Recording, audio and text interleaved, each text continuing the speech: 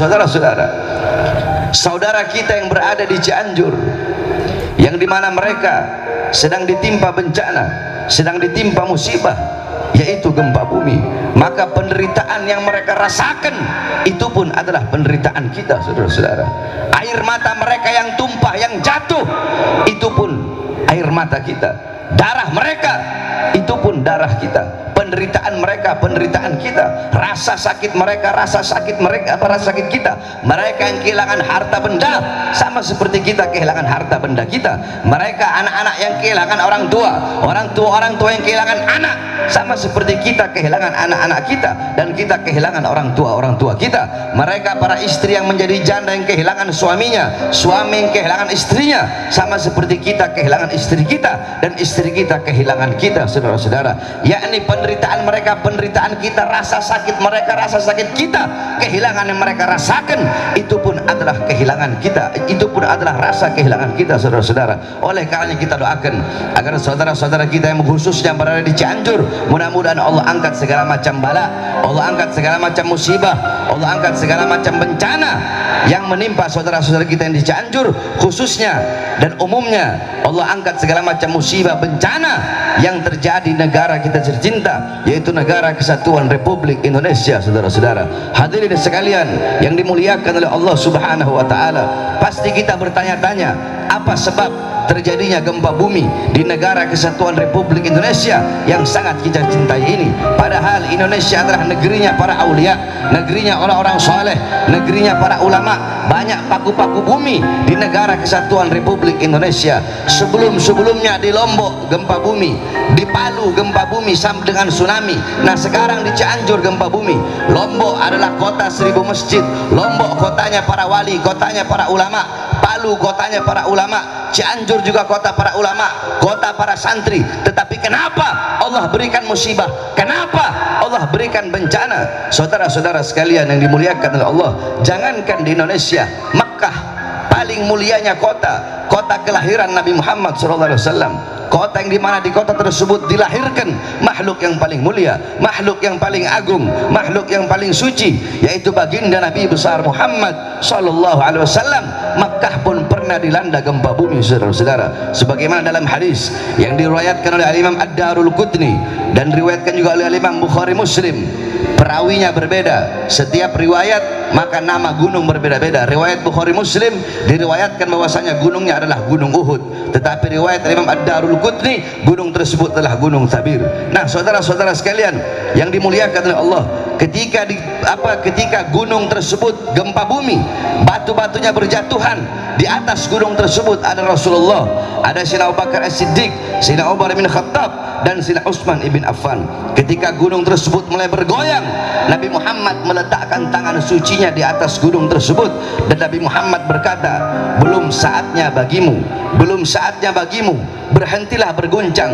Ketahuilah di atas engkau ada seorang Nabi, maksudnya Nabi Muhammad, ada seorang As-Siddiq, maksudnya Sayyidina Abu Bakar As-Siddiq, dan ada 2 orang syahid, maksudnya Sayyidina Umar bin Khattab dan Sayyidina Utsman bin Affan. Seketika itu juga gunung tersebut mentaati perintah baginda Nabi besar Muhammad dan berdiam dari guncangannya.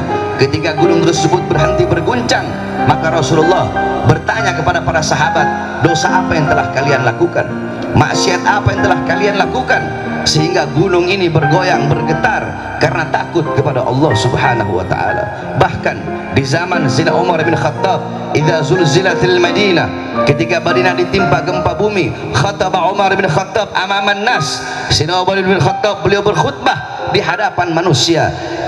Asra'tum wa ahdastum, kata beliau, sungguh cepat kalian, sungguh cepat apa yang kalian lakukan, sungguh cepat apa yang kalian perbuat, sehingga yang kalian lakukan dan kalian perbuat mengundang bencana dari Allah, yaitu gempa bumi. Kata beliau, wallah, demi Allah, apabila besok ada gempa susulan, demi Allah, aku tidak lagi ingin tinggal dengan kalian, aku akan lari dan tidak akan tinggal bersama kalian. Di zaman Sayyidina Umar bin Abdul Aziz, ketika itu ditimpa gempa bumi, maka beliau mengirim surat kepada para gubernur-gubernur. Beliau panggil gubernur-gubernur tersebut untuk datang. Ketika para gubernur datang, beliau berkata, maksiat apa yang telah kalian lakukan, perbuatan dosa apa yang telah kalian perbuat, ketaatan apa yang kalian tinggalkan.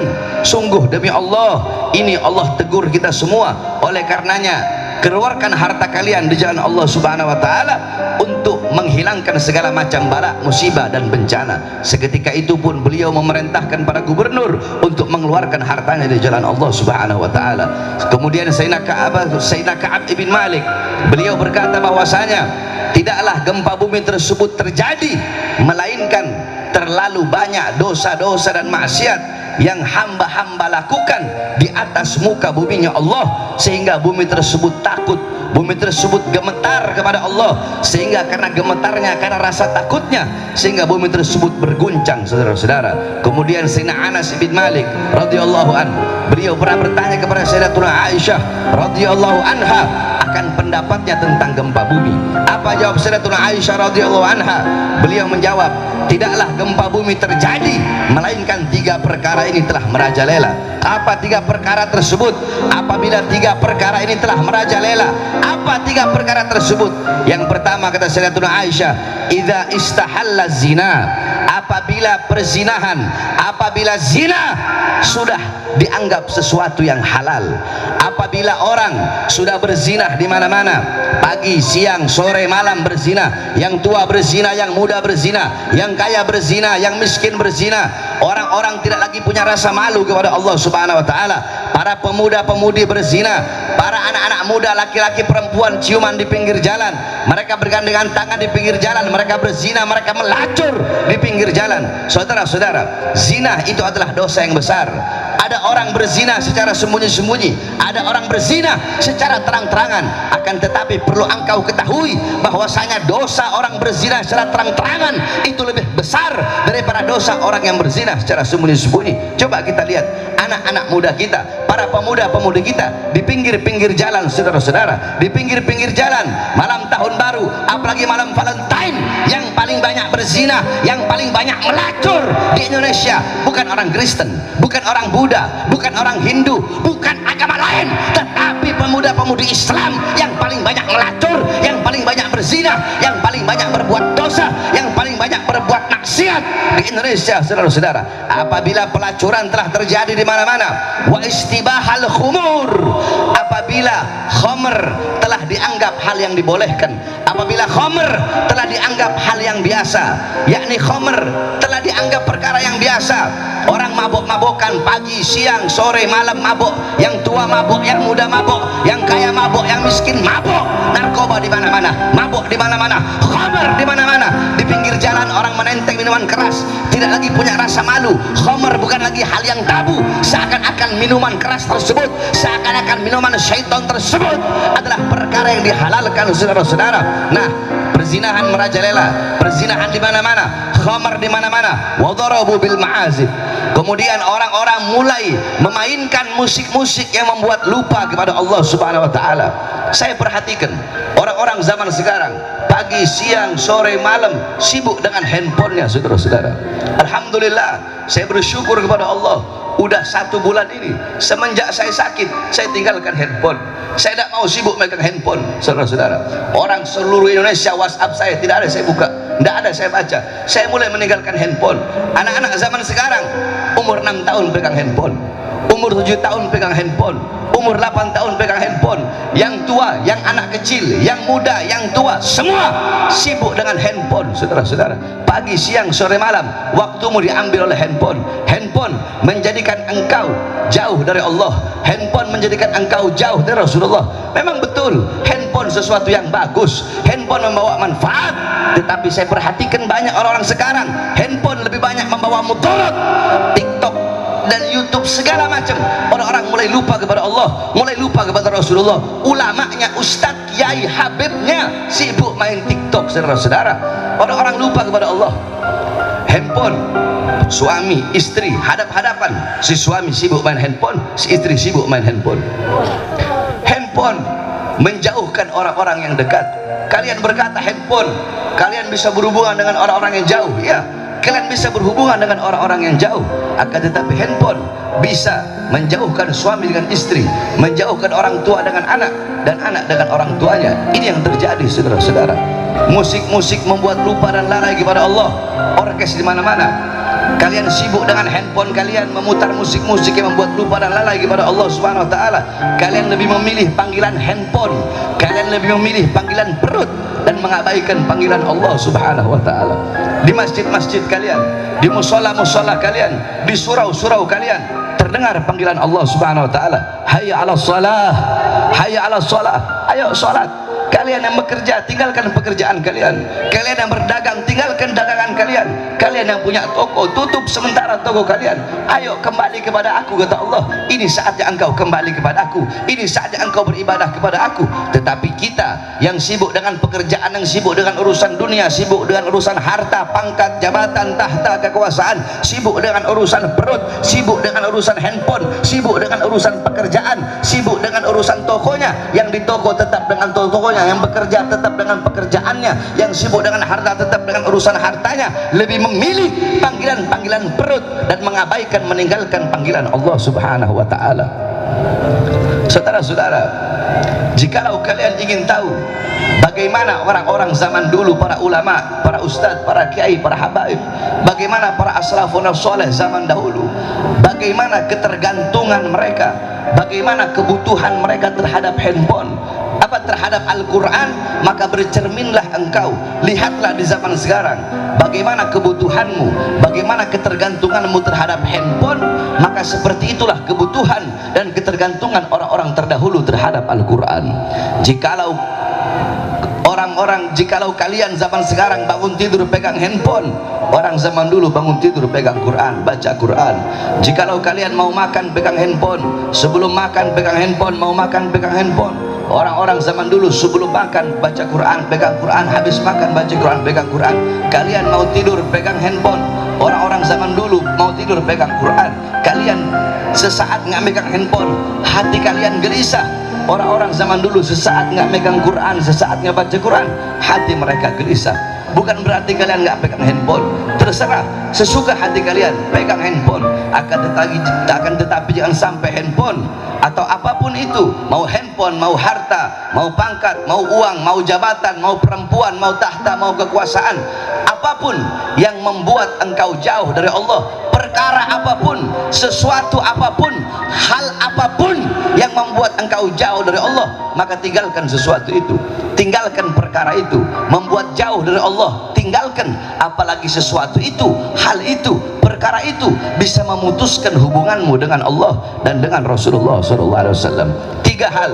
Yang pertama, perzinahan di mana-mana, pelacuran di mana-mana, khamr di mana-mana, narkoba di mana-mana, musik-musik yang membuat lupa dan lalai kepada Allah di mana-mana. Apabila 3 perkara ini, 3 hal ini telah merajalela, maka apa kata Allah kepada bumi? Wahai bumi, guncanglah mereka. Wahai bumi, guncanglah mereka. Wahai bumi, berguncanglah engkau, bergoyanglah engkau. Apabila mereka bertobat, setelah engkau berguncang, yakni maksudnya setelah adanya gempa bumi, orang-orang bertobat kepada Allah, berhentilah, kata Allah. Wahai bumi, berhentilah berguncang kalau mereka bertobat. Kalau mereka kembali kepada aku, berhentilah berguncang. Akan tetapi setelah engkau berguncang, mereka tetap dengan perbuatan dosa mereka, mereka tetap dengan perbuatan maksiat mereka. Setelah diberi peringatan, mereka masih tetap meninggalkan kewajiban, meninggalkan rasa taat dan melakukan maksiat, maka guncanglah mereka, goyanglah mereka, hancur leburkan mereka sampai mereka binasa, wahai bumi. Oleh karenanya, saudara-saudara, apabila ada gempa bumi di mana-mana, ada tanah longsor, ada tsunami, ada bala, ada musibah, ada bencana, kebakaran, tsunami, tanah longsor, gempa bumi, jangan engkau bertanya kepada Allah Subhanahu wa taala, ya Allah, kenapa engkau berikan bala? Ya Allah, kenapa engkau berikan musibah? Kenapa engkau berikan bencana? Jangan engkau bertanya kepada Allah. Bukankah Allah berfirman dalam Al-Quran, yakni ma asabakum min musibatin fabima kasabat aidikum, apa-apa yang menimpa engkau daripada musibah, daripada bencana, Itu akibat kerusakan-kerusakan yang kalian lakukan dengan tangan kalian. Ma asabaka min hasanatin faminallah wa ma asabaka min sayyi'atin famin nafsik. Apa-apa yang menimpa engkau daripada kebaikan itu datangnya dari Allah, dan apa-apa yang menimpa engkau daripada keburukan, daripada bala, azab, bencana dan musibah, itu akibat perbuatan tangan kalian, itu akibat perbuatan diri kalian sendiri. Apabila ada musibah, ada bencana, ada azab, ada bala dari Allah, jangan engkau berkata, ya Allah, kenapa kau turunkan bala, kenapa kau turunkan musibah, kenapa air laut engkau tumpahkan di muka bumi, ya Allah, kenapa gunung engkau hancurkan, kenapa gunung engkau lulantahkan, kenapa engkau berikan gempa bumi, tanah longsor bagi kami. Jangan engkau sekali-kali bertanya kepada Allah, tapi tanyakan kepada diri kalian, tanyakan kepada engkau punya diri, tanyakan kepada diri kita, tanyakan kepada pemuda-pemudi kita, tanyakan kepada orang tua kita, tanyakan kepada para ulama, tanyakan kepada para ustadz, tanyakan kepada para kiai, tanyakan kepada para habaib, tanyakan kepada para penceramah, tanyakan kepada para pengkhutbah, tanyakan kepada ketua-ketua masjid, tanyakan kepada para pimpinan-pimpinan pondok pesantren, tanyakan kepada para pemuka-pemuka agama, tanyakan kepada para pejabat, tanyakan kepada para RT, para RW, para lurah, tanyakan kepada para camat, tanyakan kepada para bupati, tanyakan kepada wali kota, tanyakan kepada para menteri, tanyakan kepada para polisi, tanyakan kepada presiden, tanyakan kepada aparat, tanyakan kepada para pejabat, maksiat apa yang telah kita lakukan, dosa apa yang telah kita lakukan, ketaatan apa yang telah kita tinggalkan sehingga mengundang bala dari Allah, sehingga Allah berikan bala dan musibah bagi negara kesatuan Republik Indonesia, saudara. Jangan engkau bertanya kepada Allah, tapi tanyakan kepada diri kita, tanyakan kepada para ulama kita, tanyakan kepada para pemerintah kita, perbuatan dosa dan maksiat apa yang telah pemerintah kita, yang telah ulama-ulama kita lakukan, saudara-saudara. Para ulama, para ustadz, para kiai, banyak para ustadz, para ulama, para kiai, para habaib, bukan sedikit, saya nggak mau bilang sedikit atau diantara, enggak, ini kenyataan, banyak ulamanya, ustadznya, kiainya, habibnya jadi ulama-ulama kontrak, saudara-saudara, jadi ulama-ulama amplop, jadi kera-kera bersorban, jadi orang-orang yang menjual agama, jadi orang-orang yang menjual akhirat demi kebutuhan dunianya. Tujuan mereka bukan memakmurkan Islam, bukan menghidupkan Islam, mencari hidup dalam Islam, bukan menghidupkan dakwah, mencari hidup dalam dakwah, bukan menghidupkan pondok pesantren, mencari hidup dalam pondok pesantren. Covernya Islam, luarnya Islam, di dalamnya tujuan perut masing-masing, tujuan perut masing-masing. Sehingga kalau ada ulama, para ustadz atau kiai atau habaib yang tujuannya perut, maka nilainya di sisi Allah sama seperti dengan sesuatu yang keluar dari perutnya, saudara-saudara. Tanyakan kepada para pejabat-pejabat, para pemerintah, dari RT sampai presiden, tanyakan kepada para perangkat-perangkat negara, sudahkah mereka memakmurkan rakyat, mensejahterakan rakyat, atau sebaliknya menyusahkan rakyat? Berapa banyak darah, keringat, harta rakyat yang mereka ambil, hak-hak rakyat yang mereka ambil, berapa banyak harta-harta rakyat yang mereka korupsi? Tanya kepada mereka, kepada para ulama dan para pejabat, saudara-saudara. Sehingga karena perbuatan-perbuatan dosa kita lah, bisa jadi bukan karena perbuatan dosa yang dilakukan oleh mereka yang ada di Cianjur, tapi gempa yang Allah berikan, musibah yang Allah berikan kepada saudara-saudara kita yang ada di Cianjur, bisa jadi itu akibat terlalu banyaknya perbuatan dosa dan maksiat yang saya, engkau, yang kita lakukan. Bisa jadi karena perbuatan dosa kita, saudara-saudara kita di Cianjur terkena atas dampak musibah, atas dampak daripada perbuatan-perbuatan dosa yang kita lakukan. Oleh karenanya, saudara-saudaraku sekalian yang dimuliakan oleh Allah, kembalilah kepada Allah Subhanahu wa ta'ala. Bertobatlah saya, bertobatlah kita semua kepada Allah, kembalilah kepada Allah Subhanahu wa ta'ala. Jadilah kita hamba-hamba yang taat, yang patuh, yang tunduk kepada Allah. Bersihkan hati kita dari kecintaan kepada duniawiyah, kepada harta, pangkat, jabatan, pujian orang, kepada kemasyhuran, kepada kejayaan dunia, dan kepada kemakmuran dunia. Kembalilah kepada Allah, takutlah kepada Allah. Jangan pernah engkau merasa aman dari azab dan siksa Allah Subhanahu wa ta'ala.